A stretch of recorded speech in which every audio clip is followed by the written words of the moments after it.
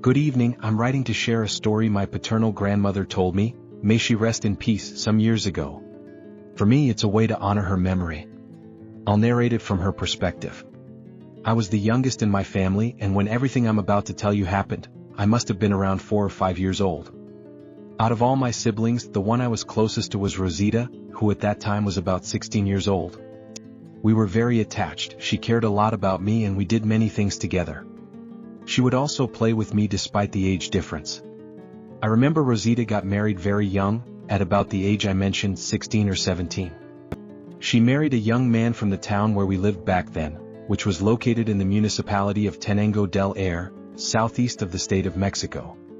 We hadn't always lived there, as we had moved from a small town in Tlaxcala. Initially, it wasn't the warmest welcome I've experienced, as the people in that town didn't like us. They gave us unfriendly looks, didn't greet us, and sometimes I even heard my siblings crying or coming home angry from school, saying that some of their classmates would tease and hit them. They said they heard them being called outsiders, which refers to someone who doesn't belong to a particular town, along with everything else that a poor welcome entails.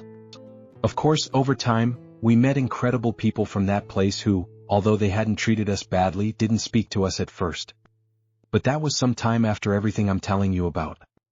She was very upset, she always disapproved of that relationship, gave her dirty looks, only greeted her son and not Rosita, and things like that. But in the end she couldn't prevent that marriage. Much to her dismay, Rosita had to go live with her in-laws. However, to my sister's surprise, even with that lady's displeasure, Rosita was never treated poorly in that house. She was treated with indifference, but at least it wasn't as bad as at the beginning. I suppose she resigned herself or something. It wasn't long before Rosita became pregnant. I remember my sister went with all the happiness in the world to tell our parents. They supported her, and both she and her husband were more than happy with the news. Rosita's pregnancy began to bring her many health problems. They were a bit more severe than the usual symptoms of pregnancy, I think, but they always took it as something normal. The day of the birth arrived, and moments before the time they expected her to give birth, Rosita started to feel worse. She said she began to feel a horrible pain in her stomach, a sharp and constant pain, so they immediately called the midwife. At the moment when everyone expected a baby to arrive in that small delivery room, they only saw a bunch of some kind of lizards come out. They were dark, covered in blood, and everyone was more than scared by that. But they had to act because the amount of blood Rosita was losing was alarming. My sister died in that supposed childbirth. The doctors in that town said those things had eaten my sister from the inside, which caused her to bleed to death and not be able to give birth. At the time, I knew almost nothing about it, and the little I knew was that my family was not only devastated by what had happened but also very angry because it began to be said among the neighbors who came to offer condolences that my sister's mother-in-law was rumored to practice witchcraft and that she had probably done that to Rosita.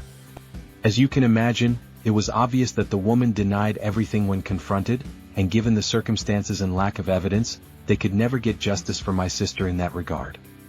They had no choice but to let the matter go and focus on grieving Rosita's loss. As I mentioned, at that time they didn't tell me much. All of this I tell you because I understood it much later. At that time, no one had told me that Rosita had passed away.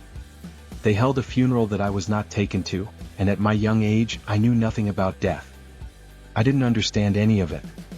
I remember one day I was outside my house, which was located at the end of a large piece of land next to the edge of a deep ravine that, during rainy days, turned into a raging river, dragging along huge stones, trees, and sometimes even dead livestock that had accidentally fallen in. Today that ravine no longer exists. It was filled with concrete and turned into a street, eliminating a danger. Next to our house, my grandfather had a large space where he planted corn. And in that place, on that day while I was playing outside, I saw Rosita. "Sister, come," Rosita said to me, waving her hand for me to come to her. Of course, not knowing what had happened to my sister back then, I decided to go to her, happy to see her and that she had visited us. I walked towards her, but then saw Rosita disappear into the cornfield, so I ran. I ran as fast as my legs would allow, and when I reached where I thought Rosita would be, surrounded by corn, she wasn't there.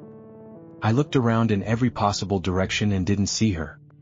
The height of the corn didn't help either, so I started calling her name, asking where she was, but in that field all I could hear was, "Sister, come here." I ran again towards where I thought her voice was coming from, but upon arriving, I still couldn't find her. This happened several times that day. I would hear her and run towards her voice, but at one moment, I saw her very close to me, less than 1.5 meters away. She smiled at me and extended her hand through the corn. I reached out to grab it. I was about to take her hand when a heavy hand grabbed my shoulder. I immediately turned to see who it was. "What are you doing here?" my father asked me very seriously. "I'm following Rosita," I replied as I turned back around. And I realized I was just a step away from the ravine. Of course, that scared me a lot because, although I didn't understand the concept of death at the time, I knew that a fall from that height would put me to sleep forever. That's how I saw it back then, because on one occasion I saw a dog fall from that ravine. It slept and never woke up, which led to it being buried in a pit, covered with dirt and never seen again. I thought about all of this while I was paralyzed near that ravine. I reacted, turned around and saw that my grandfather was also there. He was looking down at the ravine with a very serious expression and just told me to go home, so I obeyed and started walking. I heard the two of them walking behind me a bit slower than I was. Days after that encounter, Rosita kept talking to me every time she saw me outside the house, and I always followed her, but I would stop the moment I saw her going into the cornfields. I would turn around, go back and enter my house. This happened several times. It became a routine between Rosita and me, but suddenly my sister stopped calling me from the cornfields. Now, I saw her calling me from the other side, where there was a path leading to the town. My house was one of the last ones, so to reach the town, whose name I can't quite remember, I had to walk through trees, grass, and walk for about an hour. Unlike the cornfields, I continued to follow Rosita because I didn't see any danger on that path. She kept calling me and beckoning with her hand, and I ran to catch up with my sister. But before I could reach her, and with any slight distraction of my sight, Rosita would appear further ahead, making it humanly impossible to have covered that distance in such a short time. And so, I wandered for a while following her through the field. When I reached a small hill, I saw Rosita on the other side of a path that was somewhat deep. Honestly, as I remember it, I could say it was the bed of a dry river. As best as I could, I jumped down to that path. I walked a bit to reach a wall of that breach, hoping to catch up with my sister, who was watching me from the other side, hidden behind a tree, only peeking her head out and calling me with her hand. Before going up, I saw a man approaching with a cart pulled by a donkey. "Child, what are you doing here alone?" the man said from the cart. I told him I was following my sister while pointing with my finger to the tree where she was hiding. The man turned to where I pointed and, with a scolding expression and tone, told me that my sister wasn't there, that she had died a long time ago, and that I should go back home. That was clearly a reprimand. And seeing the sternness with which this man, whom I didn't know, spoke to me, I didn't hesitate to obey him and return home. Not without first looking back at the tree. But I no longer saw Rosita. I ran back to the house. I watched all this from the window, and at one moment, I saw my dad's expression change to a very serious one. He turned toward the window and saw me, so I ran to sit at the table. After a while, my dad came in, and I was terrified because I knew he would be angry with me. I saw my dad approach my mom and tell her that the next day we would go to see Rosita at the cemetery.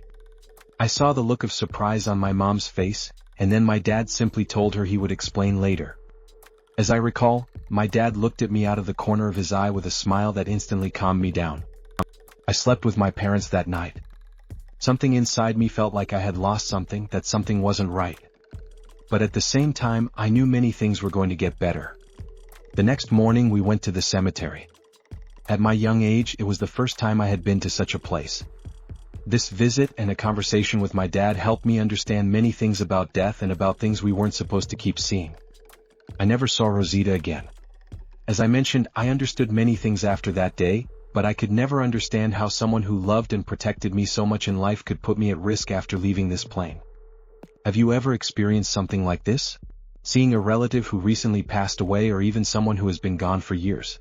Have you seen a family member or close acquaintance come to say goodbye or put you at risk? Share your stories.